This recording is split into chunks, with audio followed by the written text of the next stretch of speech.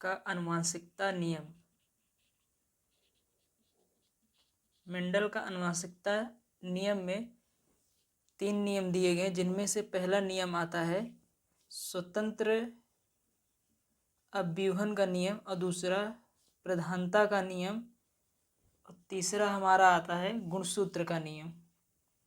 इन 3 नियम में मेंडल के आनुवंशिकता नियम में हमने प्रभाव और अलील से उत्पन्न कारक को हमने पढ़ लिया है, जहाँ पे हमारा 3 स्वतंत्र और प्रधानता और गुणसूत्र, ये 3 नियम हमारा पढ़ना बाकी है, जिनमें से सबसे पहला नियम हम पढ़ते हैं गुणसूत्र का नियम, जिसे कहते हैं लॉ ऑफ सेग्रेशन।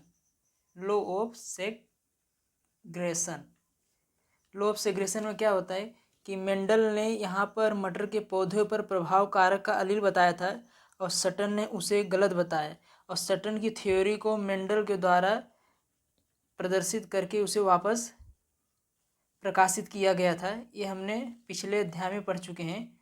आपने नहीं देखा तो हमारे चैनल के प्लेलिस्ट वीडियो में जाके देख सकते हैं, जिनमें से हमने पढ़ना है गुणसूत्र, लॉ ऑफ सेग्रेशन का नियम। लॉ ऑफ सेग्रेशन गुणसूत्र का नियम में हमें जहाँ पे पुनट स्क्वायर के द्वारा ये हमें पता करना है कि कैपिटल टी जो लंबा पौधा है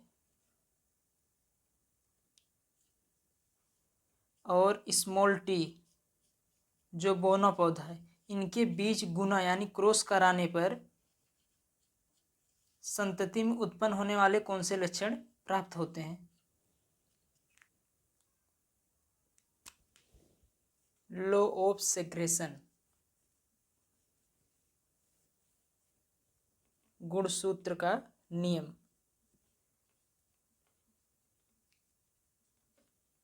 गुणसूत्र का नियम जहाँ पे कैपिटल टी यानी लंबा पौधा और स्मॉल टी यानी बौना पौधा, यह हमारा पुनेट स्क्वायर की रूल्स थ्योरपी है, जिसमें से मेंडल ने मटर के पौधे पर प्रयोग किया था।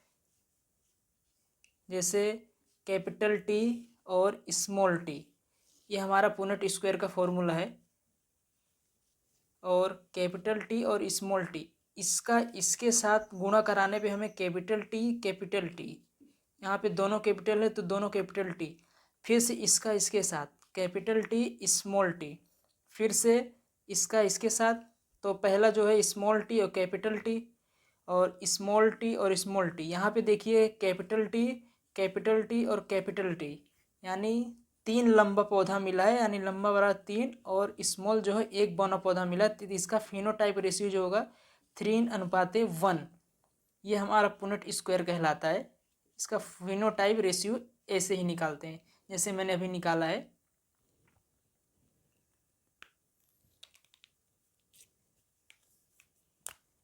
जीन, ये शब्द हम पढ़ चुके हैं, जहाँ पे जीन को मैंने जीव से प्रदर्शित किया था। जीन जो होता है यह माँ और बाप के गुण कारकों पर से आता है। मेंडल ने हमें बताया था कि पिता के पास अगर बराबर स्मॉल टी ले लिया मैंने, यहाँ पे पिता बराबर मैंने कैपिटल टी ले लिया और माता बराबर मैंने यहाँ पे स्मॉल टी ले लिया, तो ये दोनों प्रभाव कारक में से एक एक प्रभाव कारक ही बच्चे में जाएगा, दोनों प्रभाव कारक नहीं जाएगा। क्योंकि बच्चों के अगर आप आँखों में देखेंगे तो उसमें दोनों दोनों आँखें या तो ब्लैक होंगी या एक ब्लू और एक ग्रीन, ऐसा कुछ आँखें नहीं आती, दोनों ब्लैक होंगी या तो दोनों ब्लू आइस होगी। क्यों? क्योंकि उसके अंदर एक प्रभाव कारक और एक प्रभाव कारक माता पिता से जाना, दोनों प्रभाव कारक सेम सेम नहीं जा सकते। सेम सेम चले गए तो लक्षण विपरीत हो जाएगा, जिसे हम इस लक्षण को law of assortment, law of assortment का मतलब होता है स्वतंत्र संयोग का नियम। स्वतंत्र संयोग का नियम, जहाँ पे यह नाम से ही पता चलता है कि यह स्वतंत्र है, यानी स्वतंत्र कौन? हमारा जीन प्रभाव एलील कारक, हमारा जीन एलील प्रभाव कारक जो स्वतंत्र है, इसे एक गुणसूत्र से दूसरे गुणसूत्र यानी शुक्राणु से अंडाणु में ट्रांसफर होने के लिए यह स्वतंत्र है, इसे किसी की मर्जी नहीं चलेगी, इसलिए इसे स्वतंत्र अव्यूहन का भी नियम कहा जाता है, आधिपत्य का भी इसे कहा जाता है। इसलिए यह स्वतंत्र जो होता है, यानी एक माता से और एक पिता से ये गुणसूत्र अपने आधार पर ट्रांसफर होता है। जहाँ पे स्मॉल टी यानी कैपिटल टी यानी लंबा और स्मॉल टी यानी बौना, जहाँ पे मटर के पौधे का इस सेकंड नियम का लॉ ऑफ असॉर्टमेंट का मटर के पौधे पर एक दूसरा पुनेट स्क्वायर नियम दिखाया गया था, जहाँ पे इन्होंने बताया था कि y बराबर y कैपिटल Y बराबर पीला, यहाँ पे कैपिटल Y बराबर स्मॉल y बराबर यहाँ पे हरा, और कैपिटल R बराबर यहाँ पे इन्होंने लिया था गोल, और स्मॉल r बराबर यहाँ पे लिया गया है सिकुड़न, जहाँ पे इसका पुनेट स्कोर कराने पे हमें 9:3 9 3 1 और 9 3 3 1 रेशियो ऐसा कुछ पाया जाता है, जहाँ पे इसको फिनोटाइप रेशियो कहा जाता है। अब इसे हम पुनेट स्क्वायर में देखेंगे तब हमें पता चलेगा कि 9:3 3 1 सही है कि 9:3 1 सही है, कौन सा रेशियो सही है। चलिए देखते हैं यहाँ पे पुनेट स्क्वायर वाला फॉर्मूला।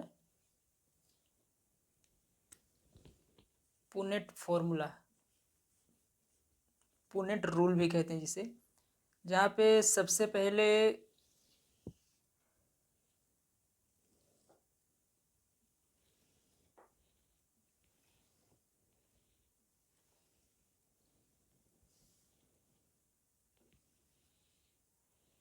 कैपिटल Y, फिर कैपिटल R, फिर कैपिटल Y स्मॉल r, फिर स्मॉल y कैपिटल R, और स्मॉल y और स्मॉल r, जहाँ पे इसे हमें सेगमेंट कराना है इसके विपरीत क्रॉस में, जैसे कि कैपिटल Y और कैपिटल R।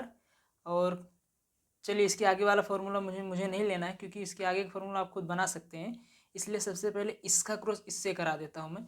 तो y दोनों कैपिटल है तो दोनों कैपिटल लिख दो, capital R।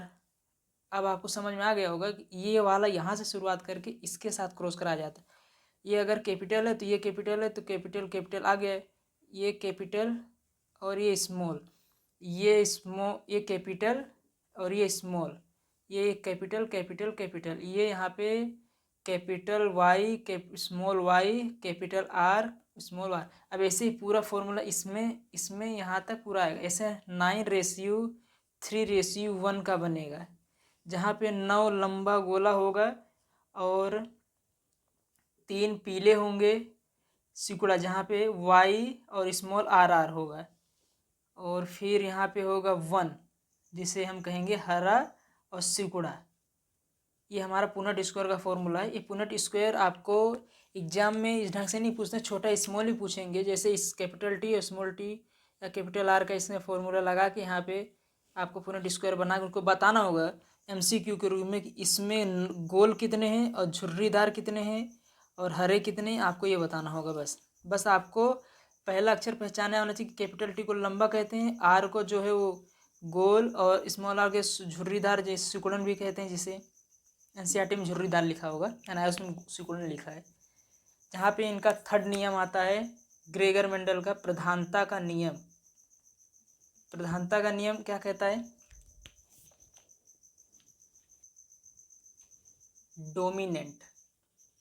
Dominant law of प्रधानता का नियम, प्रधानता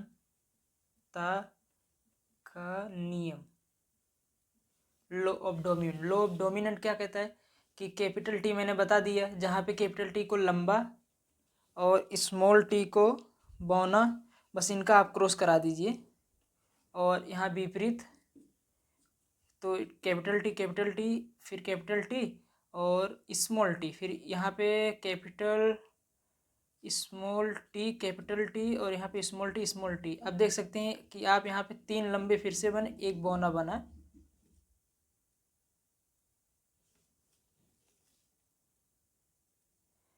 3:1, 3 लंबा और एक बौना पौधा, जहाँ पे ग्रेगर मेंडल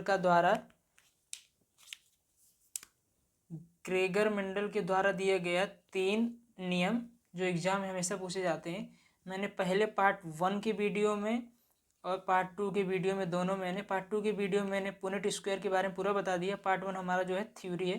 पार्ट 1 आप देखना ज़रूर और पार्ट 2 उसके बाद देखना, जहाँ पे यह चैप्टर आपका पूरी तरह से समाप्त होता है। NIOS 10th क्लास साइंस में बस इतना ही चैप्टर। इसके अलावा जो आपका डोमिनेंस रिलेटेड आते हैं क्वेश्चन, वो सब NIOS 12th क्लास से स्टार्ट होते हैं। यहाँ के इस चैप्टर में बस इतना ही था।